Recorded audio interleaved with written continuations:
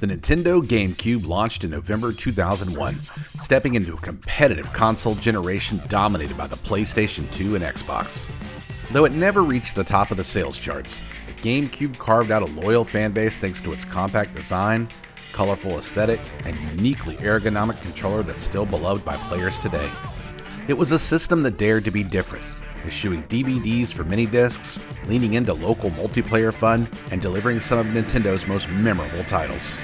Over its lifespan, the GameCube saw the release of around 660 games, and despite being considered an underdog, it still managed to sell over 21 million units worldwide and move an impressive 208 million games, a clear sign that the quality of its software carried serious weight.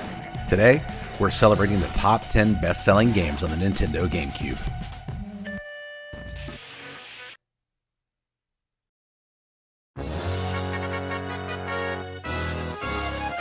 The party didn't stop on the GameCube. Mario Party 5 cranked up multiplayer mayhem when it hit the scene in November 2023. This fifth installment delivered dozens of new mini-games and boards, ensuring that gatherings of friends were filled with laughter, shouts, and the occasional friendly rage quit. Fans loved the addition of new playable characters, like Toad and Boo, and the clever capsule system that shook up the classic board game formula. All that fresh fun translated into strong sales of about 2.2 million copies worldwide. It proved that even without drastic changes, the Mario Party formula was as popular as ever, a go-to choice for game night that kept GameCube owners coming back for just one more round.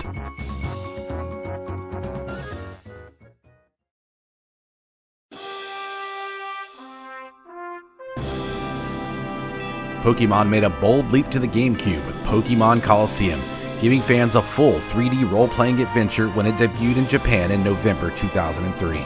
Far from the traditional gym badge quest, Colosseum featured a darker story set in the Ore region, where players snagged shadow Pokemon from villains to purify them. It was the first time console players could engage in RPG-style Pokemon battles with over 40 creatures from the Ruby and Sapphire era, and that novelty paid off. The game sold around 2.4 million copies globally. Why so popular? Pokemon has always been a powerhouse, and the Colosseum capitalized on that by letting us see our beloved Pokemon in full 3D battles on the big screen, complete with epic stadium showdowns and a story that kept trainers hooked from start to finish.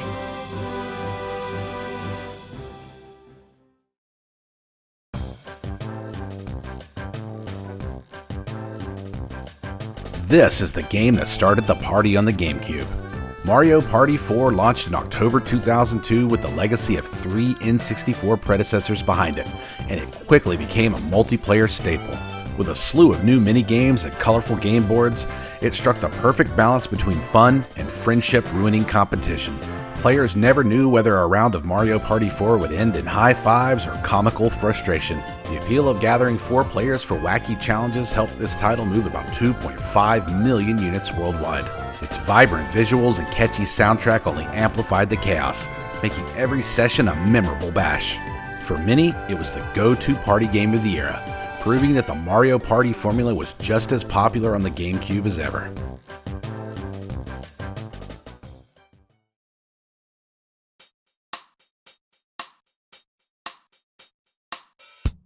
Not every smash hit on the GameCube was about platforming or racing. Animal Crossing offered a laid-back, charming life simulation that became a phenomenon. Originally released in Japan in December 2001, this quirky title lets players move into a village full of talking animal neighbors and live out a gentle daily routine. Whether you were fishing up the river, digging up fossils, furnishing your house, or chatting with the quirky neighbors, Animal Crossing delivered an endlessly relaxing experience that kept players coming back day after day. Its real-time clock and seasonal events made the world feel alive, and word of mouth about this unique virtual life spread quickly. In the end, Animal Crossing's blend of creativity and cozy community translated into roughly 2.7 million copies sold on the GameCube.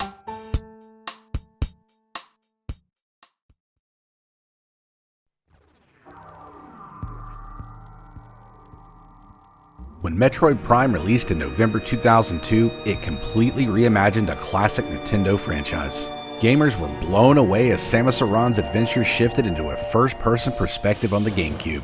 The result was an atmospheric exploration-based shooter that perfectly captured the isolation and mystery of previous Metroid games, while delivering state-of-the-art visuals and immersive gameplay. Fans and critics alike praised the game's level design and haunting soundtrack as Samus explored the planet of Talon 4, scanning alien lore and battling space pirates. The hype and stellar reviews helped Metroid Prime sell about 2.8 million copies worldwide. Metroid Prime proved Nintendo could successfully bring an old franchise into the modern era, and in doing so, created one of the GameCube's most acclaimed and beloved titles.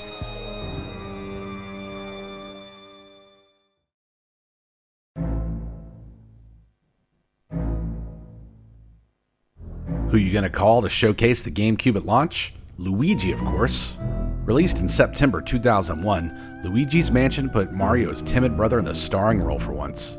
Armed with only a flashlight and a specialized vacuum cleaner called the Poltergust 3000, Luigi ventured into a haunted mansion to capture mischievous ghosts and save Mario.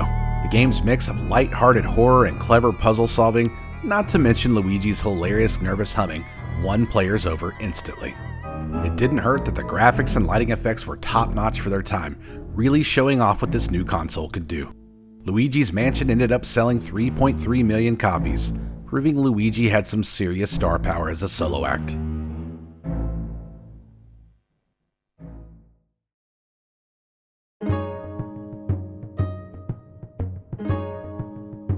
In The Legend of Zelda: The Wind Waker, players set sail in an ocean of adventure. Released in December 2002, this Zelda epic took a daring turn with a vibrant, cel-shaded art style that made the game look like a living cartoon. Initially, some fans weren't sure what to make of Cartoon Link, but it didn't take long for the Wind Waker's charm to win everyone over. This game captures that classic Zelda magic, exploring dungeons, solving puzzles, and fighting foes, but adds the thrill of navigating the Great Sea on a talking boat, discovering islands and treasures at every turn. Wind Waker's engaging story and lovable characters help it sell roughly 4.4 million copies worldwide. Today, it's remembered as one of the crown jewels of the GameCube era.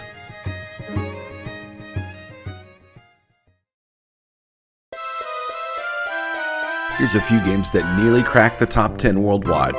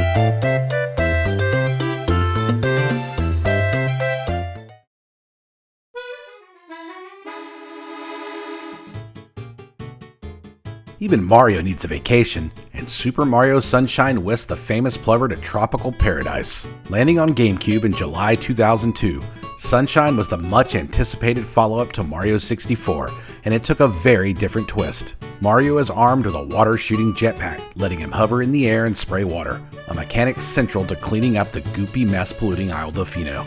The game's sunny beaches, palm trees, and playful vibes were a complete change of scenery for Mario, and fans loved the fresh setting and creative platforming and challenges. Of course, a Mario title comes with high expectations, and this one met them, with nearly 5.9 million copies sold around the globe.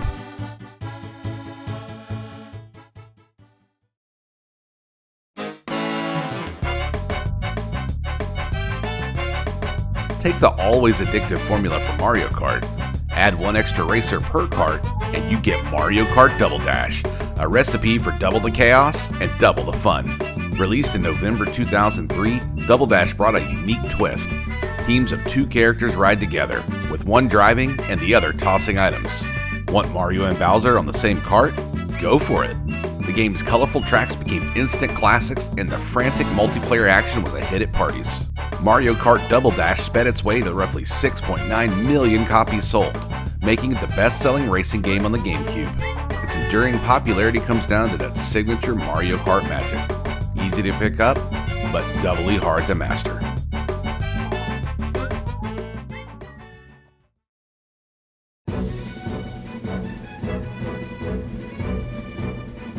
It's hard to overstate just how huge Super Smash Bros. Melee was for the GameCube. Arriving in November 2001, just weeks after the console's launch, Melee took the crossover fighting concept of the original Smash Bros. And turned the dial up to 11. The roster exploded with new characters like Princess Peach, Bowser, Mewtwo, and many more, drawing in fans of every Nintendo franchise. Friends would gather around the TV, shouting triumphantly with each KO and fiercely debating who was the best with their favorite character. That multiplayer appeal, both casual and competitive, helped Melee sell about 7.4 million copies, making it the GameCube's #1 bestseller. Melee's impact was so enduring that a hardcore competitive scene for the game is still alive decades later. Hey, Mike here. Thanks for watching the video. Since you've made it this far, please consider liking the video and subscribing to the channel. New videos are always getting released. If you're ready for more, check out the 2 links to sate your appetite. Until next time.